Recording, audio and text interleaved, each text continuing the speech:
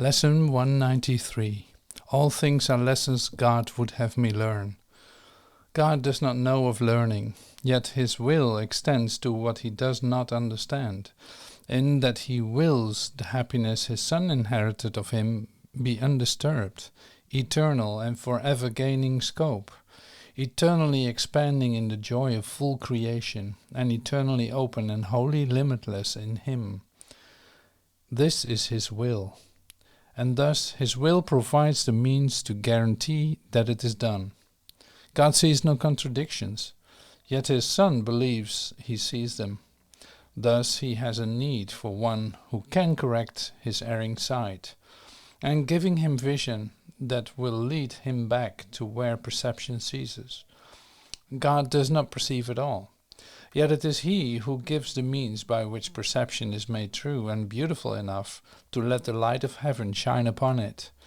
It is he who answers what his Son would contradict, and keeps his sinlessness forever safe. These are the lessons God would have you learn. His will reflects them all, and they reflect his loving kindness to the Son he loves. Each lesson has a central thought, and the same in all of them. The form alone is changed within different circumstances and events, with different characters and different themes apparent but not real. They are the same in fundamental content. It is this: forgive, and you will see this differently. Certain it is that all the stress does not appear to be but unforgiveness, yet that it is the content underneath the form. It is this sameness which makes learning sure, because the lesson is so simple that it cannot be rejected in the end. No one can hide forever from a truth so very obvious that it appears in countless forms and yet is recognized as easily in all of them, if one but wants to see the simple lesson there. Forgive, and you will see this differently. These are the words the Holy Spirit speaks in all your tribulations, all your pain, all suffering, regardless of its form. These are the words with which temptation ends and guilt, abandoned, is revered no more. These are the words which end the dream of sin and rid the mind of fear. These are the words by which salvation comes to all the world. Shall we not learn to say these words when we are tempted to believe that pain is real and death becomes our choice instead of life? Shall we not learn to say these words when we have understood their power to release all minds from bondage? These are words which give you power over all events which seem to have been given power over you. You see them rightly when you hold these words in your full awareness, and do not forget these words apply to everything you see or any brother looks upon amiss. How can you tell when you are seeing wrong or something else is failing to perceive the lesson he should learn? Does pain seem real in the perception? If it does, be sure the lesson is not learned. And there remains an unforgiveness hiding in the mind which sees the pain through eyes the mind directs. God would not have you suffer thus. He would help you forgive yourself. His Son does not remember who he is, and God would have him not forget his love, and all the gifts his love brings with it. Would you now renounce your own salvation? Would you fail to learn the simple lessons Heaven's teacher sets before you, that all pain may disappear and God may be remembered by his Son? All things are lessons God would have you learn. He would not leave an unforgiving thought without correction, nor one thorn or nail to hurt his sacred Son in any way.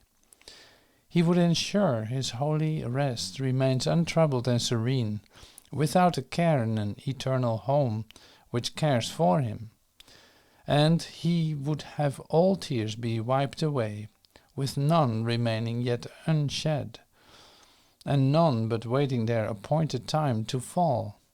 For God has willed that laughter should replace each one, and that his Son be free again. We will attempt today to overcome 1,000 seeming obstacles to peace in just one day. Let mercy come to you more quickly. Do not try to hold it off another day, another minute, or another instant. Time was made for this. Use it today for what its purpose is. Morning and night, devote what time you can to serve its proper aim, and do not let the time be less than meets your deepest need. Give all you can, and give a little more, for now we would arise in haste and go unto your Father's house. We have been gone too long, and we would linger here no more. And as we practice, let us think about all things we saved to settle ourselves and kept apart from healing. Let us give them all to Him who knows the way to look upon them so that they will disappear. Truth is His message. Truth His teaching is.